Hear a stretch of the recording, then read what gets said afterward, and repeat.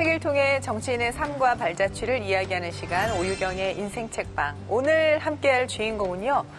초선 의원이지만 두 전직 대통령의 참모, 청와대 참모를 지내신 정치 고참이라고 할 수 있습니다. 더불어민주당의 정태호 의원 모셨습니다. 어서 오십시오. 안녕하세요. 안녕하세요. 반갑습니다.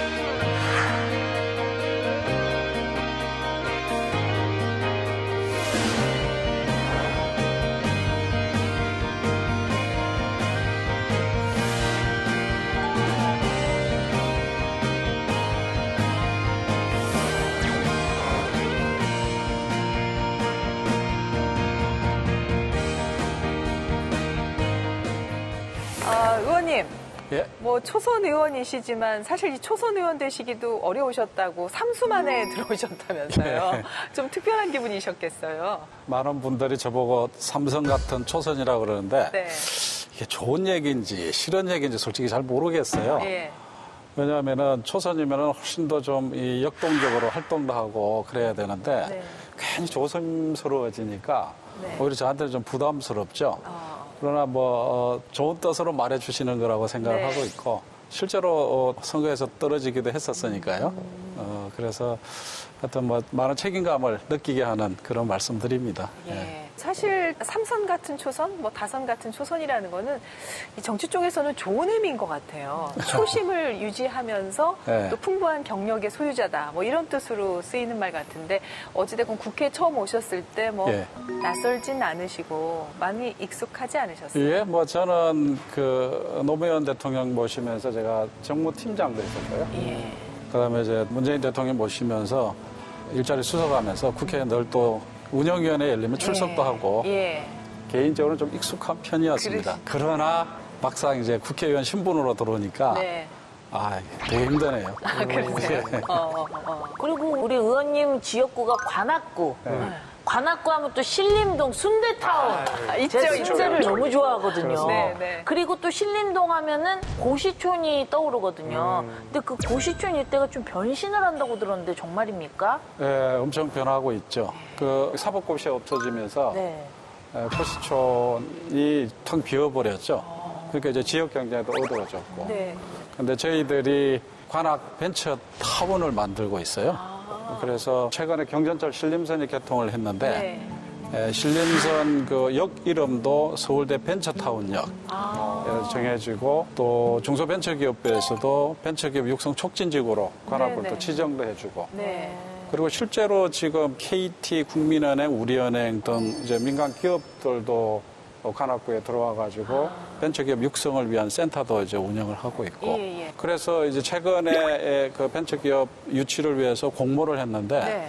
그 경쟁이 진짜 뜨거웠어요. 그러니까 그야말로 관악구 오면 이제 벤처기업의 천국이다. 뭐 이런 이제 소문을 만들어내고 있는 중이죠. 서울대 이전에 신림동 쪽 순대 얘기하셨는데 네네. 최근은 서울대 옆에 샤로숲길이 떴었고. 예, 오, 그렇습니다. 그렇구나. 그렇죠. 근데 이제 그거보다 하나 더 나가서 지금 벤처타운이 조성이 그렇습니다. 되고 있는 예. 건데 역 이름 굉장히 중요하거든요.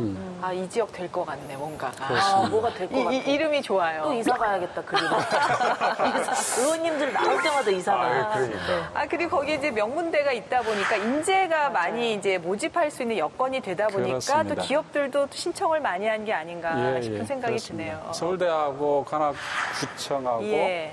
그다음에 아까 말씀드렸던 그런 민간 기업하고 예. MOU를 체결해가지고 예. 여러 가지 프로그램들을 진행을 하고 있죠. 이런 면에서는 초선 의원의 모습은 요만큼도 안 보이시죠? 중진우 의원 같으신데요. 정말 삼선 의원님 같으세요. 아이고 고맙습니다. 네.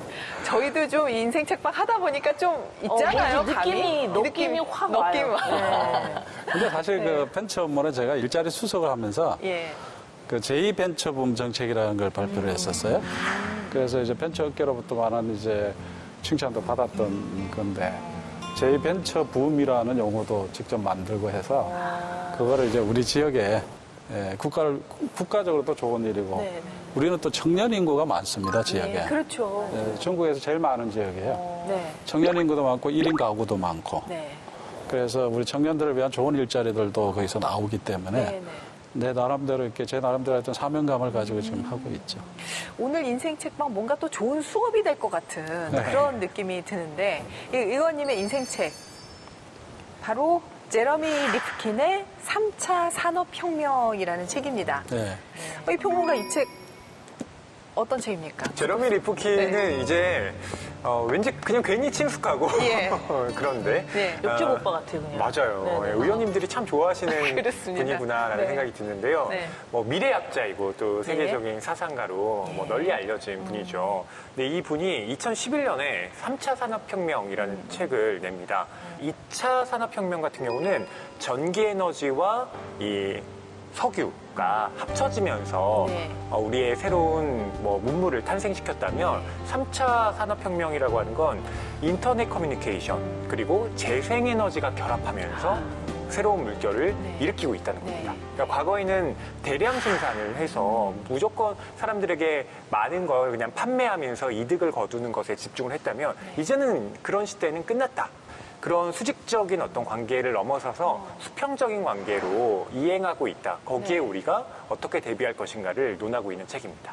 지금 말씀하신 부분이 제레미 리프킨의 어떻게 보면 이 전체 책을 흐르는 가장 핵심적인 내용이 아닌가 싶은데요. 아주 뭐 요약 정리를 해주셨네요. 예. 의원님, 근데 우리가 보통 요즘 4차 산업혁명 시대라는 얘기를 하도 많이 들어서 맞아요. 그런지 네. 제목이 3차 산업혁명 이렇게 하니까 뭐 과거 얘기하는 것 같고 뭐 옛날 얘기하는 책인가 이런 생각이 들 정도인데 여기서 얘기하는 3차 산업혁명 왜 지금이 3차 산업혁명이 오는 시기인지 좀 설명을 해 주실 수 있을까요? 그야말로 이제 문명의 대전환 예. 이렇게 이제 보시면 되겠죠. 제가 이 책을 보면서 마지막에 남는 기억이 뭐냐면은 내 집과 네. 빌딩이 발전소가 된다라는 게 있어요. 맞습니다. 저도 그랬어요. 네. 그게 그냥 계속 남아있는 예, 거예요. 예, 그래서 예. 사실 제가 이걸 선택을 했는데 예. 한 번도 우리가 생각해보지 못했던 거였잖아요. 예. 핵심은 화석에 기반한 연료. 네. 이 시대가 이제 끝난다라는 거기 때문에 예. 그래서 이제 인터넷 시대와 재생에너지가 결합된 새로운 문명이 도래한다. 네. 또 그것을 준비해야 된다. 그래서 이제 일종의 동력과 커뮤니케이션 기술의 결합에 따른 문명의 전환들이 1차, 2차, 3차가 왔는데 예. 인터넷과 그리고 재생에너지의 결합에 의한 새로운 문명인데 네. 이제 4차 산업혁명이라고 얘기할 때는 흔히 우리가 얘기할 때는 DNA라고 얘기하듯이 디지털화된 사회를 얘기하는 건데 네. 제레미 리프킨 관점에서 보면은 동력과 커뮤니케이션에 의한 새로운 문명이라는 관점에서 보면 특별한 변화는 아닌 걸로 이제 설명이 되는 거죠. 전체적으로 바뀌려면 지금 말씀하신 그런 인터넷 혁명에 새로운 에너지인 재생에너지가 결합이 됐을 때 정말 문명 전환이 일어난다라는 그렇죠. 게 그래서 3차 산업혁명이다. 4차 그렇죠. 산업혁명이 네. 아니라 이제 그 얘기였죠. 근데 이제 그 문명이라는 거는 두 가지 의미가 있는 것 같아요. 화석 연료가 이제 고갈되는 시점에 온 거죠. 네. 그런 관점에서 보면은 새로운 에너지원이 필요하게 된 거고 또 한편으로는 화석 연료로 인한 이 기후 위기가 온 거죠. 네. 그러니까 이거는 기후 위기라는 거는 인류의 생존과 관계된 문명. 그러니까 문명의 멸망과 네. 연결되는 사안이기 때문에 결국 새로운 미래를 위한 뭔가 이렇게 패러다임이 새롭게 만들어져야 된다. 그걸 이제 주장하는 거고 실제로 제레미 리프킨은 유럽의 주요 정상들 그다음에 지도자들을 만나면서 이 상상을 현실화시키기 위한 노력을 했던 거고 네. 지금 이 시점에서 보면은 유럽의 EU의 정책으로 고스란히 현실화되고 있거든요. 예, 네, 그런 관점에서 보면 상당한 통찰력을 가지고 있는 책인 거죠. 네. 그래서 저는 이제 저한테 큰 영감을 많이 줬던 책이라서. 네. 이 책을 읽는 것이 이제 우리의 다가올 미래를 또 예측하는데도 굉장히 많이 도움이 될 것 같습니다. 제러미 리프킨의 3차 산업혁명 하나하나 들여다보도록 하겠습니다. 디지털 산업혁명의 미래 첫 번째 차트 뜯어봅니다. 화석연료 문명의 붕괴. 우리가 지금 이 화석연료의 시대에 기반해서 살고 있는데 이 문명이 이제 붕괴될 시점에 이르렀다는 이야기가 나오고 있죠. 네. 과거에 화석연료라고 하면 뭐 석탄이나 석유 같은 네. 우리의 아주 근본적인 에너지원이 네. 고갈되면 큰일이다. 그러니까 우리가 거기에 대비해야 한다라는 네. 인식이 강했잖아요. 네. 그런데 뭐 사우디아라비아의 장관도 이야기했듯이 이 석유 문명이라고 하는 이 화석연료의 시대가 끝나는 게 네. 석유가 고갈돼서가 아니라 네. 다른 이유로 우리는 전환을 맞이할 수밖에 없다. 그 통찰에 제러미 리프킨도 마찬가지로 궤를 같이 하고 있는 건데요. 네. 이제 앞으로 살아나가기 위해서라도 화석연료를 재생에너지 쪽으로 전환시키고 그리고 많이 생산하고 많이 소비하는 이 문화 자체를 다른 방식으로 전환시켜야 한다라는 주장을 펼치고 있는 건데요. 그렇기 때문에 이 화석연료에 관련된 인프라라고 하는 것은 점점점 제3차 산업혁명 쪽으로 대체되어야 하고, 2008년에 가령 이제 경제 위기가 있었는데, 그 경제 위기 같은 경우도 뭐 여러 가지 이유가 있겠지만, 근본적으로는 이제 유가 급등이라고 하는, 네. 그러니까 우리가 화석연료에 굉장히 매몰됨으로써 얻게 된 부작용이었다라고 언급하기도 합니다. 지금의 어떤 산업 구조가 이 석유라는 에너지의 성질, 엘리트 에너지라고 표현을 했던가요? 네. 그러니까 이 석유라는 거는 아무데나 있는 게 아니어서 특별한 지역, 뭐 지금 같으면 중동, 뭐 알래스카, 뭐 러시아, 지금 러시아와 우크라이나 전쟁 때문에 또 석유 가격이 올라간다. 이게 특별한 곳에만 있고 이거를 시추하기 위해서는 엄청난 비용이 들고 그러니까 아무나 가질 수 있는 에너지가 아니고 중앙집권적으로 분배가 되다 보니까 앞으로의 재생에너지 시대는 분산형의 그런 경제 그렇죠. 권력 구조를 갖게 될 거다. 이런 이야기가 이래서 혁명이라는 얘기가 나오는구나라는 생각을 하게 됐어요. 저기서 제일 그 중요한 용어가 뭐냐면은 예. 1인당 화석연료 채굴량을 계산을 했더라고요. 예. 그러니까 그게 이미 1970년대, 2000년대 초반에 1인당 채굴량이 줄어들기 시작한다는 거죠. 예. 그러니까 당연히 가격은 올라갈 수밖에 없는 거죠. 결국은 식량 위기라든가 또 다른 뭐 금융 위기까지 설명해내는 그런 아주 분석력이 그래서 정말 대단한 대단한 학자구나. 거죠. 예, 그런 건데 그래서 결국은 이거를 뭘로 대체할 거냐. 결국은 인간이 가지고 있는 무한하게 사용할 수 있는 자연 에너지, 네. 그러니까 태양, 바람, 그걸 우리 흔히 얘기하는 재생 에너지라고 네, 그러죠. 네, 네. 그걸 이제 활용해야 된다 이렇게 주장을 하는 거고 네. 결국 그 시대를 이 책을 통해서 보여주고 있는 거죠.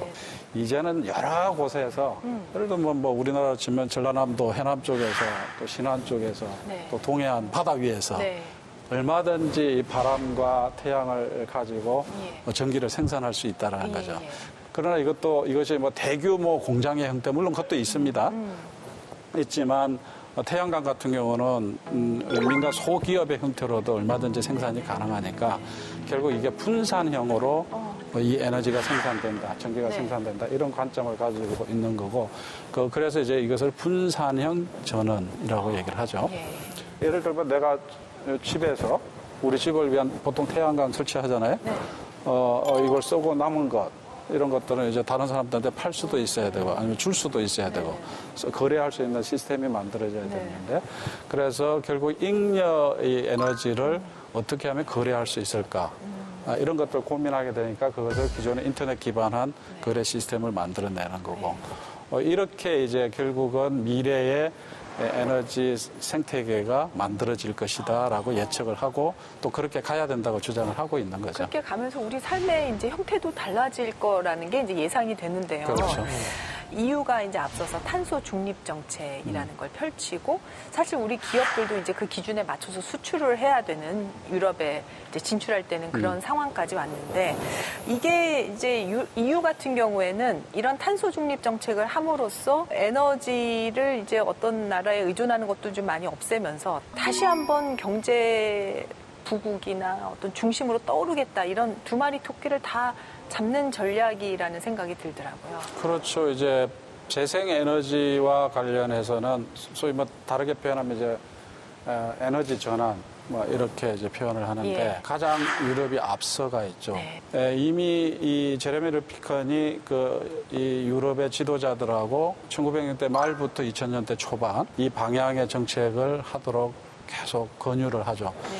그래서 실제로 최근에 EU 같은 경우가 2014년도에 EU 기후 에너지 프레임워크라고 해가지고 2030년까지 1990년 기준으로 50% 감축을 이렇게 목표로 설정을 해요. 그런데 이제 최근에는 그걸 P455라고 해가지고 1990년 기준에서 2030년까지 55%를 탄소 감축을 하는 걸로 그런 목표를 또 정하고 그린 딜이라고 해가지고 1조 유로를 이제 투자하는 그런 계획도 발표하고 그럽니다. 가장 앞서가고 있죠. 근데 이게 다 이제 결국은 이제 유럽 입장에서 보면 새로운 산업이 되는 거죠. 그렇죠. 산업이 된다라는 것이고 그거는 또 일자리가 되는 거고. 그렇기 때문에 이거는 에너지 문제를 해결하는 것뿐만 아니라 결국 그 유럽의 경제 발전, 성장 동력, 새로운 성장 동력으로 작동하고 있는 거죠. 그래서 우리나라도 보면은 실제 그 미국의 매사추세츠 대학이라는 데서 우리나라 재생에너지 산업을 통해서 2022년부터 2030년까지 만들어질 수 있는 일자리 숫자를 계산해 본 게 약 70만 개에서 75만 개 정도로 보더라고요. 아, 그래요? 그러니까 이 재생에너지 이 산업 이걸 통해서 새로운 양질의 일자리를 만들어낼 수가 있는 거죠. 오늘 의원님과의 대화는 뭔가 전문가 토론 같은 느낌. 그래서 제가 이렇게 얼굴 외모 빼고 이렇게 빠져있는 게 되게 오랜만인 것 같아요. 아닙니다. 네. 하지만 수업 잘하고 있습니다. 예, 예. 의원님께서는 이해찬 전 국무총리의 보좌관 출신이라고 들었거든요. 일찍부터 정치 경험을 하셨는데 원래 정치의 뜻이 있으셨습니까? 제가 뭐 이렇게 정치를 할 생각은 없었고요. 그 저는 뭐 원래 이제 교수가 좀 꿈이었죠. 교수. 역시 달라. 교수가 꿈이었는데 살다 보니까 삶의 과정으로서 여기까지 온 것 같아요. 그래서 꼭 뭔가 정치를 해야 되겠다라기보다는 어떤 그 대학교 때 민주운동 그 결과로 여기까지 온 것 같은데 나름대로 뭐 우리의 가치를 실현하기 위해서 뭐 열심히 살아왔다고 생각을 하고 있습니다. 김대중 전 대통령과의 인연도 또 있으시다고 들었는데. 대통령 그 정권 교체하고 나서 대통령직 인수위원회가 만들어졌는데 대통령직 인수위원회의 정책기획분과라는 게 있었어요. 거기서 뭘 했냐면은 새 정부의 국정과제, 100대 국정과제를 만드는 부서에서 말단어서 일을 했죠. 원래 시간이 흐르고 나면 그 의미를 제대로 알 수 있는 법인데 김대중 전 대통령은 정말 이제 지금에 와서 보면 더욱더 그 무게감과 크기가 더 이제 확실하게 느껴지는 그런 대통령이 아니셨나 싶습니다. 개인적인 그 경험도 있어요. 뭐냐면은 그 김대중 대통령께서 노벨 평화상 받으셨잖아요. 제가 그때 미국 유학가 있을 때였는데 수업에 들어갔는데 교수님이 뉴욕타임스 신문을 딱 걸고 들어더니 쫙 펴시더라고요. 그러면서 여기에 김대중이라는 사람이 있는데 사우스코리아 출신인데 이번에 노벨 평화상을 받았다. 딱 그러면서 이제 김대중 대통령에 대해서 쫙 설명을 해주는 거예요. 그때 너무 민주주의 역사에서 대단히 위대한 사람이다. 그 얘기를 하시면서. 그러면서 마지막에 뭐라고 그러냐면은 저기 정태호라고 있는 학생인데 저 친구가 사우스코리아에서 왔다. 그 얘기를 쫙 해주는데 이게 이 짜릿함이 어깨 으스. 그렇죠. 어찌됐건 그 인수위에서 일을 하셨으면 그 뒤에 조금 좋은 역할을 하실 수 있는 기회가 열릴 텐데 유학기를 가신 이유는 뭐였어요? 그냥 공부를 하고 싶더라고요. 그러니까 이제 대학교 다닐 때는 매일 고민하는 게 그냥 데모할 생각만 하니까 실제로 이제 그 수업 들어가고 이런 게 별 의미 없게 이제 받아들였던 시기였죠. 그런데 이제 나중에 졸업을 하고 뭐 그 사이에 많은 곡절이 있었습니다만은 이제 정치판에 들어왔고 정부의 구체적인 이제 설계도까지 만드는 과정에 참여를 해보니까 공부에 대한 욕심이 생기더라고요. 그래서 이제 전세 뽑아가지고 이제 바로 그냥 갔죠. 그래서 집사람이 되게 반대했죠. 지금은 어떻게 꽉 잡혀 사십니까, 그러면? 네, 확실하게 잡혀 살죠. 되게 고맙죠. 유학 갔다 와가지고 당에 들어왔죠, 다시. 근데 이제 그때 노무현 대통령께서 후보 시절이었죠. 후보 시절이었는데 150대 핵심 공약이라는 게 있어요. 그때는 150. 책으로 나왔는데 150개나 공약을 그 만드셨다고요? 전에 이제 김대중 정부 때 100개 하셨으니까 이번엔 150개를 하셔야 돼요. 중점적 업그레이드를 하는 거구나. 공약집은 150개가 더 되죠.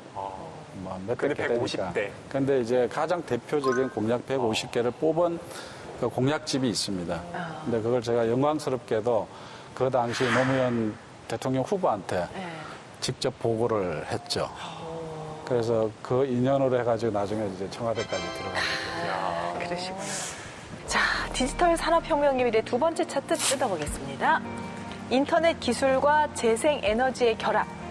이게 바로 3차 산업혁명인 거죠. 그렇습니다. 네. 브리테니커 백과사전이라고 하는 이 백과사전 보신다 하는 분들은 잘 아시는 네네. 그 명성자자한 백과사전이 이제 위키피디아라고 하는 그 사람들이 모여서 만드는 백과사전에 세계 최대 규모의 백과사전에 자리를 내주게 되었잖아요. 그렇죠. 이것 자체가 어떻게 보면 인터넷이라고 하는 새로운 이 커뮤니케이션이 공유 경제. 그렇죠. 어떤 공유를 하면서 새로운 변화를 만들어낸 네. 대표적인 사례라고 볼 수가 있고요. 네.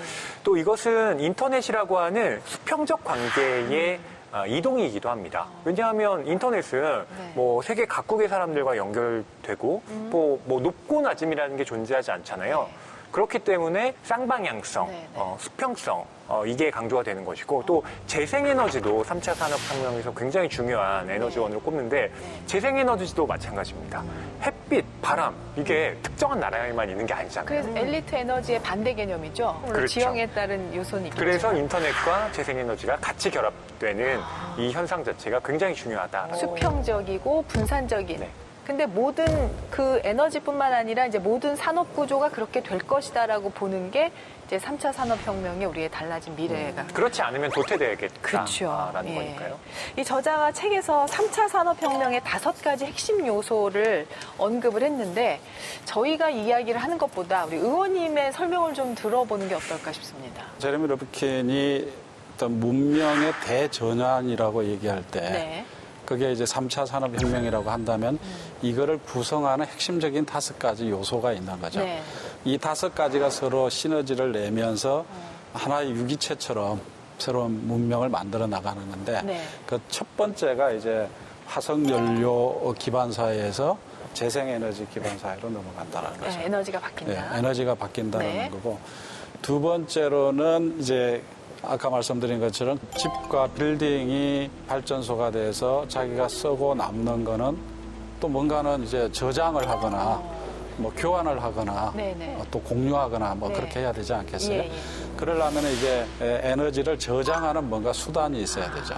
필요량만 쓰고 나머지 부분을 어딘가에 보관을 해야 되는데 그게 중요하군요. 그렇죠. 그래서 그 저장 수단이 필요한 건데 보니까 그게 수소가 그 역할을 하더라. 그래서 이제 수소 경제라는 게 나오게 되는 거죠. 그런 점에서 하여튼 이 부분을 착안해서 이제 제레미 리프킨은 수소 경제의 중요성을 그 한 요소로 강조를 하고 있고, 그 다음에 이제 에너지가 남으면은 교환을 해야 되잖아요. 예, 예. 이 교환을 할 때 어디에 전기가 어느 집에 얼만큼 남아 있는지, 그 다음에 또 필요로 하는 사람들이 어디 누가 있는지 있는지, 그걸 찾아가야 되죠. 그 다음에 가격이 지금 얼마인데, 예. 그러면 가격이 얼마에 이게 거래될 수 있는 건지, 이런 정보가 수시로 점검이 돼야 되잖아요. 예, 예. 그러려면 이 인터넷 커뮤니케이션 시스템이 바로 이때 중요한 역할을 하게 되는 거죠. 그래서 이제 인터넷 커뮤니케이션 기술을 이용해서 잉여 에너지를 서로 교환할 수 있는 시스템을 만들어내야 되는 게 있고, 그 다음에 이제 최종 정점으로 이제 얘기하고 있는 게 모든 교통수단이 다 전기에 의해서 이루어져요. 네. 그 전기라는 거는 재생에너지에 의해서 만들어진 네. 전기를 얘기하는 거고. 네. 그래서 이 5가지가 완성이 됐을 때 이제 새로운 문명이 도래한다. 그래서 이 5가지를 일종의 하나의 산업 정책으로 갈 수도 있고, 네네. 아니면 일반적인 교육 정책에 그 집어넣을 수도 있고, 네네. 경제 정책으로도 갈 수도 있고. 그래서 이런 내용들을 제레미 리프킨은 유럽의 지도자들한테 계속 설파를 한 거죠. 그래서 이 유럽 국가들은 이것을 이미 상당 부분 진전시켜 놓은 상태고, 그런 거죠. 결국은 이제 과학기술이 이제 자꾸 빨리 발전하면서 이 문제들이 하나하나 풀리게 그렇습니다. 되는 건데, 지금 이제 중요한 거는 이게 저장 기술이 조금 더 발달이 돼야 되는 것 같고. 그렇죠. 그다음에 네. 이제 공유하는 것까지 근데 잘 우리는 되면. 이 5가지 전체를 놓고 보면은 네. 아직도 가야 될 길이 참 그렇죠. 저희는 이제 멀어요. 발전하는 정도까지. 예, 예. 태양광, 태양열. 재생에너지 자체도 양 자체가 지금 아직도 적고. 부족한 상황이고 네. 뭐 여러 가지 제도적으로 개선해야 될 내용들이 많습니다. 그래서 이 5가지 전체를 놓고 보면은 사실은 우리가 많이 이 진전은 돼 있지만은 네. 가야 될 길이 상당히 멀다. 우리나라에서 2030년 온실가스 감축 목표가 나왔는데 네.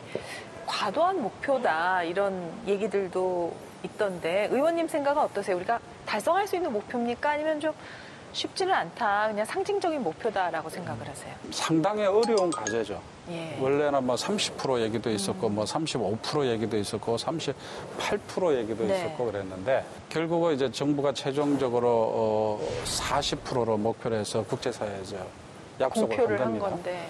했는데 우리가 지금 유럽 같은 경우는 탄소 국경세 이런 것들을 도입해 가지고 결국은 우리가 수출을 해야 되잖아요, 네. 유럽에. 수출을 하려면은 예를 들어서 탄소를 발생시키는 산업에서 나온 수출품은 수출을 못하게 되거나 그렇죠. 아니면은 그 관세에 의해 가지고 이제 높은 가격에 높은 수출을 해야 관세 되는 내야 상황이 되니까. 오잖아요. 예, 예. 결과적으로 보면은 우리가 이거를 제대로 안 해 놓으면은 수출도 제대로 못 하는 시기가 오거든요. 네네. 그리고 그거는 기업에도 결국 안 좋은 결과잖아요. 그래서 이거는 어차피 우리가 가야 될 길이기 때문에 조금 무리가 있더라도 박차를 가야 된다. 되는 거고 그러려면 정부가 이제 기업에 대해서 제대로 이걸 대비할 수 있도록 지원도 해주고 또 여러 가지 제도적인 것도 개선을 해주고 그거를 신속하게 해줘야 되는 거죠. 네. 실제로 우리가 국제사회로부터 대한민국이 기후 악당이라는 소리를 듣거든요. 그래요? 예, 왜 그러냐면은 국제사회에 네. 2030년 동안까지 얼마를 뭐 감축하겠다라고 약속했던 게 있는데 네. 다른 나라들은 이제 시간이 지날수록 그 목표치를 높여가고 있는데 네네. 이명박 대통령 때 약속했던 게 박근혜 대통령 때 후퇴를 해버렸어요. 그래 놓으니까 이제 국제사회에서 환경단체들이 대한민국은 세계적으로 가장 탄소를 많이 배출하는 나라 중에 하나인데 오히려 국제사회에 대한 약속은 더 후퇴하고 있다. 그래가지고 우리나라를 기후 악당 국가로 그랬군요. 규정을 했었어요. 지금 대한민국이 그 세계 10대 경제 규모를 가진 나라고 또 국격도 상당히 높아져 있는데 네. 기후에 있어서는 이런 비난을 받은 거죠.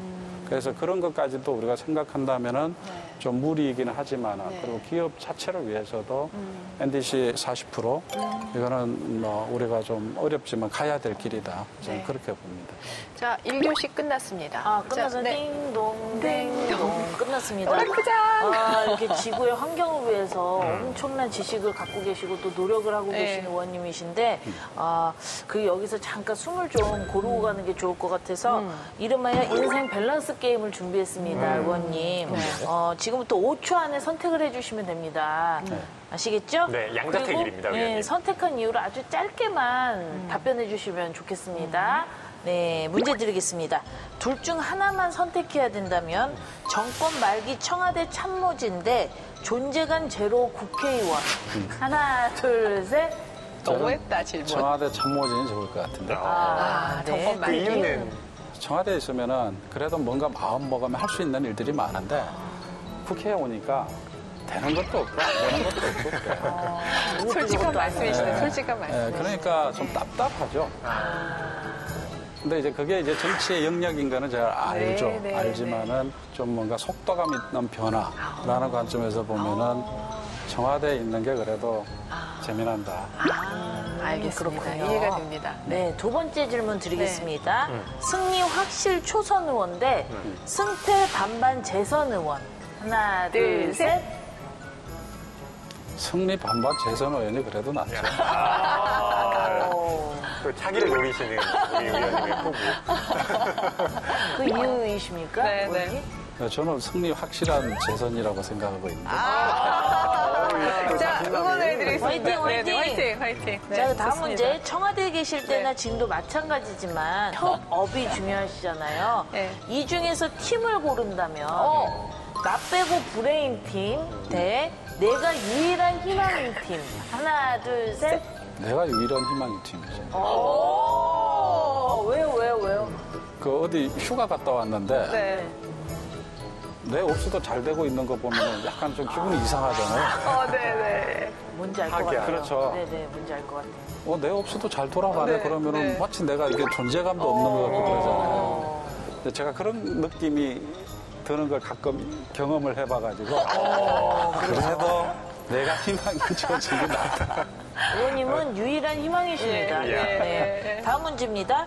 내 마음속에 저장하고 싶은 한 분은 고 김대중 전 대통령 대 문재인 전 대통령. 잠깐 뭐야? 거의 진짜 이런 어려운 질문을 왜 이렇게 자꾸 해? 진짜. 저는 그 김대중 대통령을 진짜 높게 평가합니다. 저는 이거는 뭐 제가 평상시도 얘기하는 건데 100년 만에 한 번 나올 수 있는 지도자라고 봐요.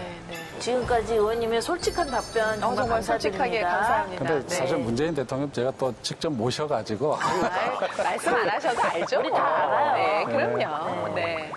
자, 디지털 산업혁명의 미래로 또 가보겠습니다. 세 번째 차트 뜯어봅니다. 협업의 시대.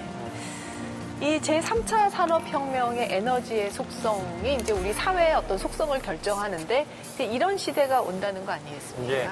그러니까 1, 2차 산업혁명 시대에는 이른바 규모의 경제라고 네. 하는 것이 주름 잡았죠. 예. 그러니까 크기를 굉장히 키워서 단가를 낮추는 방식으로 네. 물건을 생산해 왔는데 이제 재생에너지와 인터넷이라고 하는 건 더 이상 그런 규모의 경제를 필요로 하지 않는다는 겁니다. 네. 대신에 그렇게 분산되어 있는 것들을 또 같이 운용되게 하려면 힘을 모아야 하잖아요. 네. 그래서 협업의 시대라고 하는 것을 제레미 리프킨 교수가 이제 강조하는 것인데 네. 뭐 이런 협업 경제 중에 이제 대표적인 것이 가령 자동차 공유 서비스 같은 것들. 이게 그냥 기업만 한다고 되는 게 아니라 정부도 네. 적극적으로 관련 정책들을 만들어내면서 도와주어야만 이 협업의 시대는 가능하다라고 할 수 있겠습니다. 예. 의원님 어떠세요? 이제 에너지가 이제 분산형 에너지, 수평적 에너지로 바뀌면서 경제도 이제 그 모양을 따라간다는 얘기인데 정치권도 뭔가 변화가 필요할 텐데 어떤 방향으로 변화해야 된다고 생각하세요? 이거는 뭐 제레미 리프킨이 한 얘기를 가지고 제가 좀 설명을 드리면은 예. 그러니까 인터넷 세대, 이 세대는 이제 수평적 이 관계를 더 중시하는 예. 그런 거고 또 폐쇄적인 것보다는 개방적인 걸 더 네. 좋아하고 투명한 거 이런 거에 대한 그 요구가 크고 그렇죠, 그렇죠. 네. 그런 세대라 이렇게 그 규정을 해요. 네. 그래서 이제 이 세대가 중심이 되는 정치 질서가 새롭게 변할 거다. 네. 이렇게 보는 거죠. 기존의 이념에 의해서 구분됐던 그런 세대가 아니고 네. 서로의 어떤 그 정치적 관심사에 대해서 서로의 경험을 공유하고 이런 걸 통해서 어떤 새로운 아젠다가 새로 만들어지고 이런 질서가 이제 만들어진다라는 거예요. 우리 정치권이 어떻게 수용할 것이냐 이게 네. 저희들한테 큰 과제인 것 같습니다. 예. 우리는 되게 여야가 정치가 되게 적대적이잖아요. 그로 인한 코스트가 너무 크죠. 이것이 지금의 인터넷 세대하고는 잘 안 맞는 부분도 있는 거거든요. 그래서 소위 말해서 저희들이 얘기하는 정치 교체, 뭔가 다양한 의견들이 정치 구조 속에 들어올 수 있는 시스템을 어떻게 짤 것이냐. 네. 그래서 이제 뭐 다당제 얘기도 나오고 정치 연합 얘기도 나오고 그런 거죠. 네. 그래서 이 구조를 정치 교체라는 그런 또 뭐 정치 개혁이라고 좋고요. 네. 이 과제가 아마 21대 국회 남은 기간 동안에 상당히 깊이 논의될 거로 그렇게 보고 있습니다. 네, 네, 네. 의원님, 교육도 좀 달라져야 되지 않겠습니까? 교육은 어떻게 달라져야 될까요? 제레미 리프킨은 이 교육 지식의 개념도 어떤 동시대 사람들의 상호 자기 경험의 공유 또는 교류 이거를 이제 지식의 개념으로 설명을 하는 거죠. 네. 교육의 내용도 우리가 이제 생물권이라고 그러더만요. 네, 네. 그런 개념을 가지고 설명을 하는데 기존의 사람들이 경쟁적인 관계가 아니라 하나의 어떤 생물 생태계 안에 존재하는 서로 협력해야 될 관계이기 때문에 네. 교육의 내용도 그런 방향에서 바뀌어야 된다라고 이제 제레미 리프킨은 이제 얘기를 하고 네, 있죠. 네. 사실 우리가 지금 문재인 정부에서 10대 시그니처 사업이라는 게 있는데 그 중에 하나가 뭐냐면은 스마트 그린 스쿨이라는 게 있습니다. 40년 된 이상 학교 중에서 디지털화된 학교로 바꾸고 네. 또 에너지도 100% 이제 재생에너지로 에너지 사용도 하게 되고 그 다음에 교육 시스템도 뭔가 자연과 친화적인 형태의 그런 교육이 가능한 그런 방향으로 이제 학교의 공간 개념을 확 바꾸는 그리고 실제로 또 내용도 바꾸는 그 사업을 이제 작년부터 하고 있거든요. 이미 우리도 그걸 통해서 지금 제레미 루피킨이 얘기하는 그런 교육의 내용과 형식과 이런 것들이 이제 변화되고 시도되고 있는 거죠, 지금. 이 책을 통해서 아무튼 좀 우리가 미래의 사회를 먼저 이 흐름을 파악하는 거 굉장히 중요할 것 같은데 그런 차원에서 의원님 이 책을 어느 분에게 추천하고 싶으십니까? 모르겠습니다. 이게 국민 모두가 다 예. 읽으셨으면 좋겠는데 사실 되게 책이 어렵더라고요. 저도. 예. 참 어려운 책입니다만은 우리한테 뭔가 미래에 대한 통찰력을 주는 책이기 때문에 제 생각에는 오히려 정치하는 분들은 좀 꼭 읽었었으면 좋겠다. 그리고 실제 현재 이 얘기대로 지금 가고 있기 때문에 우리가 이 책을 읽으면은 국회에서 정치인들이 미래 사회, 결국 정치인은 미래에 대한 그 디자인을 할 수 있는 능력이 있는 사람들이니까 이걸 가지고 있었을 때와 없을 때 그 차이는 참 클 거라고 봐요. 의원님 이제 남은 임기가 있으시잖아요. 아까 뭐 재선 확실하다 하셨으니까 뭐 그 다음에 있으시겠지만 아무튼 초선으로서의 남은 임기 동안 꼭 하고 싶은 일이 있으시다면? 사실 저는 제가 이제 청와대 일자리 수석을 했기 때문에 왜 일자리가 안 늘어나나 그 고민을 참 많이 했어요. 그래서 뭔가 민간에서 양질의 일자리를 많이 만들어내는 게 좋은데 잘 안 되는 이유가 뭐냐면은 임금 격차가 너무 심해요. 젊은 분들이 중소기업을 안 가잖아요. 근데 중소기업은 일자리가 많다 그러고 뭐 사람을 못 뽑아서 문제라고 그러고 그러는데 그렇다고 젊은 분들한테 왜 거기 안 가냐고 탓을 할 수가 없는 게 임금 격차가 너무 심하고 근로 환경이 안 좋으니까 그런 거거든요. 여성과 남성 또 정규직과 비정규직 임금 격차가 너무 심하죠. 뭐 100대 50 뭐 이렇게 벌어지니까. 그래서 저는 일자리 수석하면서 이 문제 해결 없이 일자리 문제 해결하는 게 쉽지 않다. 그래서 남은 2년 동안은 그 문제에 좀 전념을 해볼까 생각 중이죠. 우리 진영 씨 의원님 만나뵌 소감 어때요? 산소 같은 여자 이영애예요. 이영애 씨가 유명하잖아요. 근데 수소 같은 남자. 아이고, 고맙습니다. 수소 같은 남자 기억하도록 하겠습니다. 와, 그거 좋네요. 아, 좋습니다. 많은 발전을 위해 노력해 주십시오. 고맙습니다. 뭐 성과가 있네요. 수소 같은 남자. 다음번 선거 재선 슬로건으로 쓰실 수소 것 같은데요. 같은 남자. 좋습니다. 네. 우리 허위평론가 좀 의원님께서도 이 책 어렵다 하셨는데 그래도 한 줄 평은 뽑아주셔야죠. 네. 한 줄평 이렇게 하겠습니다. 3차 산업혁명은 시행착오를 겪으며 현재 진행 중. 2011년에 나온 책인데 10년 정도가 지났잖아요. 그런데 여전히 3차 산업혁명은 진행 중이고 아직 오지 않은 미래라는 생각도 들어요. 예컨대 여기에서는 3D 프린터가 이제 다 보편화돼서 사람들이 필요한 물건은 집에서도 생산해낼 거야 라고 하는데 아직 그렇지 않거든요.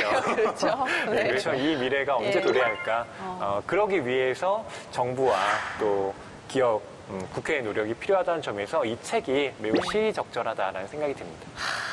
정말 두 분한테 제가 항상 감탄을 해요. 이 시간이 오면은. 수소 같은 남자도 좋고 시행착오를 거치면서 현재 진행 중 멋진 진짜 한 줄 평이었다는 생각이 들고요. 의원님, 저희 시청자분들에게 하고 싶은 메시지 전달해 주시죠. 그야말로 문명의 저는 대전환기라고 생각을 하고 있습니다. 그러나 그 대전환 과정에서 이익 보는 사람이 있고 손해 보는 사람이 있고 성공하는 사람이 있고 실패 보는 사람이 있고 우리가 그 실패하거나 손해보는 분들에 대한 따뜻한 애정이 필요할 것 같습니다. 지금 화력발전소 이제 폐쇄하고 그러는데 거기에 계실 분 노동자들을 어디로 갈 거냐 살아갈 길이 막막할 수 있잖아요. 그러려면은 정부가 더 많은 투자들을 그런 쪽에 해줘야 되거든요. 정의로운 전환이랍니다.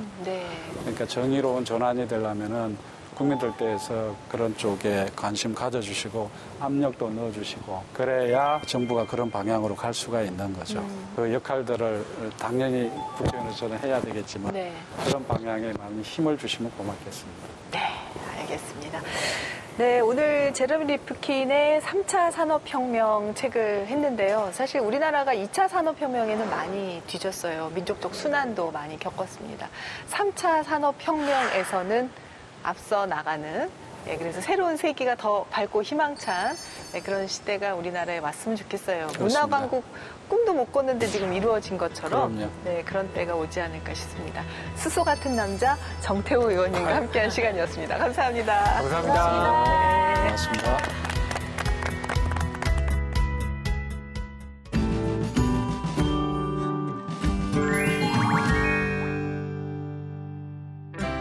안녕하세요. 국회 도서관과 함께 다양한 책을 소개해드리는 오늘 뭐 읽지의 홍재경입니다. 오늘은 국회 도서관이 ESG 혁명이 온다라는 주제로 엄선한 책을 소개해드리려고 합니다. 최근 주목받고 있는 책도 놓치지 않고 준비했는데요.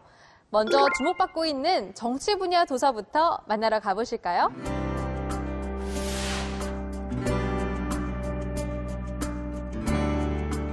첫 번째로 소개해드릴 책은 사와다 도모히로의 책 마이너리티 디자인입니다.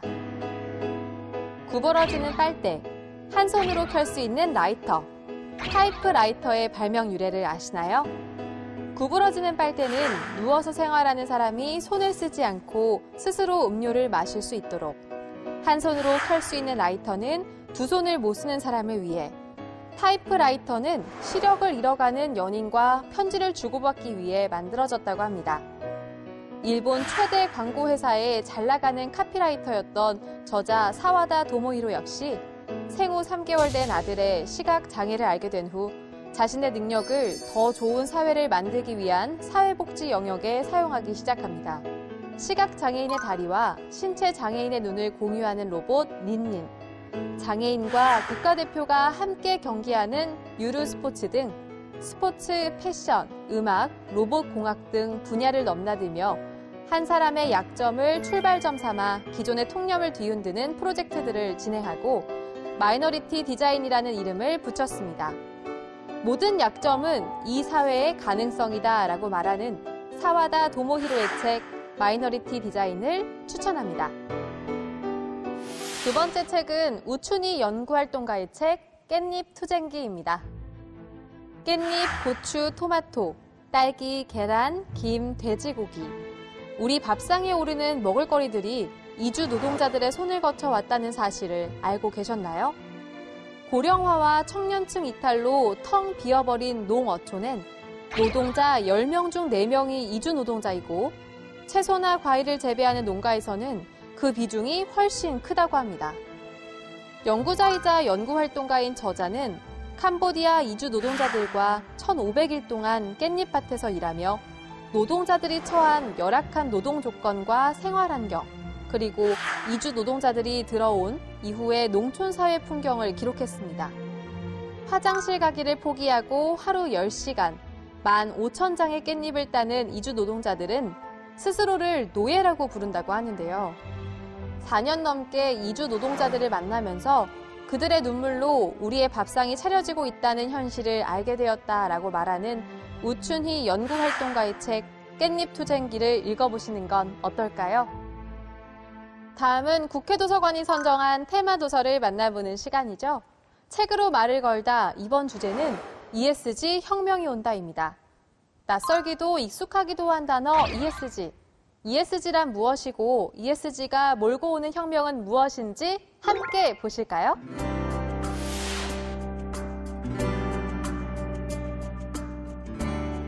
ESG 혁명이 온다 첫 번째 책은 한국 ESG 연구원 대표 신지영의 책 지금 당장 ESG입니다. 환경 environment, 사회 소사이어티, 지배구조 거버넌스의 약자 ESG. 2004년 UN 글로벌 콤팩트에서 발표한 보고서에 처음 등장한 ESG는 이제 대기업부터 중소기업, 공공기관까지 경영 필수 조건이 됐습니다. 저자는 ESG 전략 기획가로 활동하고 있는데요. ESG와 ESG로 달라진 세계 질서, 그리고 우리는 무엇을 준비해야 하는지에 대한 궁금증을 실무 경험 노하우와 함께 책에 담았습니다. ESG가 부상한 배경과 국제 표준에 대한 내용부터 실무적인 내용까지 전 직원이 함께하는 ESG 실무 교과서. 지금 당장 ESG입니다. ESG 혁명이 온다 두 번째 책은 김민석 작가의 책임지는 경영자, 정의로운 투자자입니다. 일상에서 자주 사용되지만 부담되는 단어 책임. 책임은 무엇이고 어디까지 책임을 져야 할까요? 작가 김민석은 책임은 결국 선택이다. 이제 기업의 존재 이유를 다시 써야 하고 이익만을 강조하지 않는 지속 가능한 ESG 경영을 해야 한다고 말합니다. 좋음이 아닌 옳음을 지향해야 살아남을 수 있는 시대에 필요한 책임과 정의에 대한 이야기. 지속 가능성을 위한 경영과 투자의 자세를 담은 책, 책임지는 경영자, 정의로운 투자자입니다. 마지막으로 소개해드릴 책은 리베카 핸더슨 교수의 자본주의 대전환입니다. 하버드 석학 리베카 핸더슨은 올바른 일을 하면서도 돈을 벌 수 있을까? 이 책은 이러한 질문에 대한 나의 대답이다 라고 말합니다. 책에는 저자가 기업들의 변화를 이끌고 참여해온 경험과 경제학, 심리학, 조직 행동학을 아우르는 엄밀한 조사 내용을 담았습니다. 기업, 투자자, 정부 등 전방위적 차원에서 도입 가능하고 시민이 요구할 수 있는 실질적 혁신 전략을 전하는 하버드 특별교수 리베카 핸더슨의 책 자본주의 대전환입니다. 오늘도 국회도서관 추천 도서로 즐거운 독서 시간 가져보시기 바랍니다. 자세한 책 내용은 국회도서관 홈페이지에서, 다시 보기는 국회 방송 홈페이지에서 보실 수 있습니다. 저는 다음 주 새로운 책과 함께 여러분을 찾아뵐게요.